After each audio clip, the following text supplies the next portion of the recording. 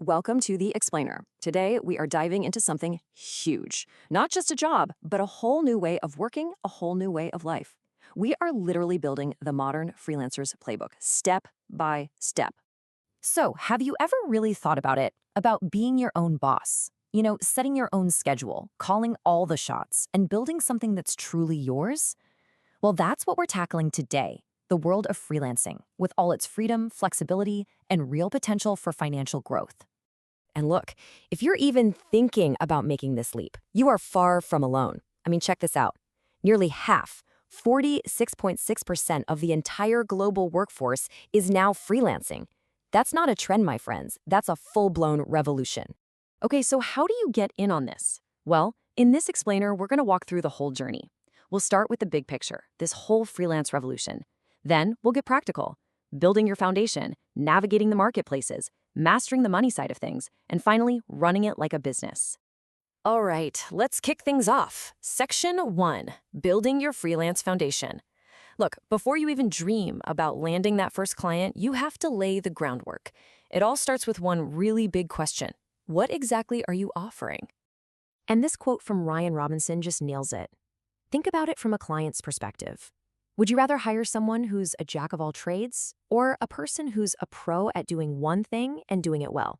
The answer's obvious, right? Specialists command respect and much higher rates.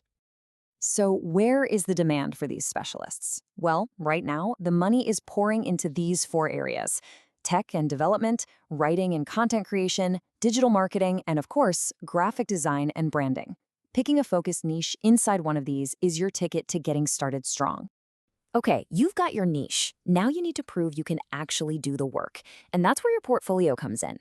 This isn't just a gallery of your past projects. It is your single most powerful marketing tool. It's out there working for you 24/7, showing clients what you can do and making it super easy for them to say, yes, I want to hire you. All right, foundation, check. Portfolio, check. Which brings us to Section 2, navigating freelance marketplaces. Now, where do you actually find people who will pay you for your skills? This is super important. Not all platforms are created equal. Where you decide to set up shop is a huge strategic move. It's going to determine the kind of clients you meet, the kind of projects you get, and ultimately how much money you can make. So let's compare the two giants, Upwork and Fiverr. They look similar, but their whole approach is different. With Upwork, you're basically the hunter. You go out and bid on jobs the clients post. It can get pretty competitive, sometimes even a race to the bottom on price. Fiverr, on the other hand, flips that model. You're the shopkeeper. You create these prepackaged services called gigs, and clients come to you. It's a totally different dynamic. And this strategic decision gets even bigger. Are you going to play the volume game on mass marketplaces like Upwork and Fiverr, which, hey, is a great way to build up your portfolio fast? Or are you going to play the quality game? That's where premium services like TopTal come in. They're super exclusive. We're talking the top 3% of talent, but if you get in, you get access to top-tier clients and seriously high rates. So this chart really lays it all out for you. Just think about your own situation. Are you just starting out and need to build experience? Upwork is probably your spot. Are you a creative who can package your services neatly? Fiverr is perfect for that.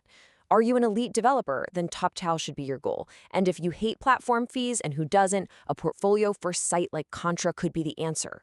The right path for you is right here. Okay, let's talk about the thing that makes most new freelancers sweat, the money.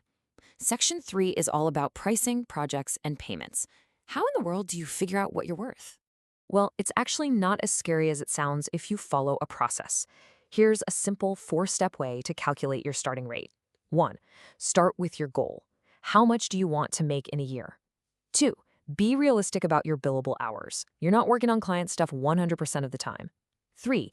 Add in all your costs, taxes, software, the whole shebang. And 4, the final step, research the market to see if your number makes sense. And that's where a chart like this comes in. This is your reality check. After you've done your calculation, see how it compares to the average rates for your field. Are you in the ballpark? If you're way too high or way too low, you might need to go back and adjust your numbers a bit. So you did the work, you earned the money. Awesome. But now you have to actually get the money.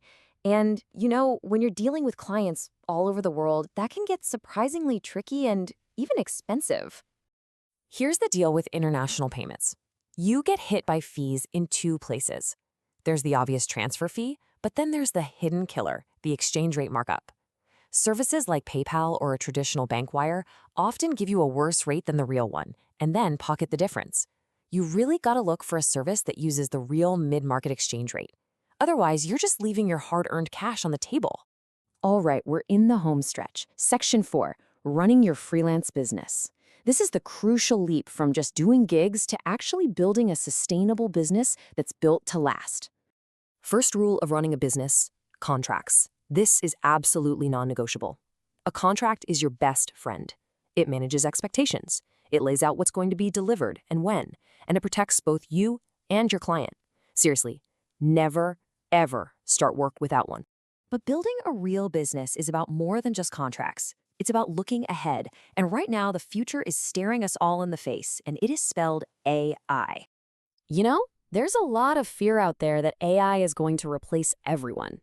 But look at what freelancers themselves are saying. They don't see it as a threat. They see it as an opportunity. They're using AI to work smarter, to automate the tedious stuff, and to create brand new services they couldn't offer before. And this is the proof right here. They're not just sitting back and watching it happen. Freelancers are actively learning new skills, things like advanced writing, data analysis, prompt engineering, so they can work with these new tools. The smartest ones are already ahead of the curve. And that right there is why this is so powerful. When you put it all together, the right niche, a solid business plan, and the willingness to adapt, freelancing becomes one of the absolute best career paths out there for anyone who wants freedom and growth. So, there you have it. That's the playbook. We've walked through the foundation, the marketplaces, the money, and the future. The future of work is here. The only question left is, what are you going to build with it? And remember, please subscribe to Jass's Classroom.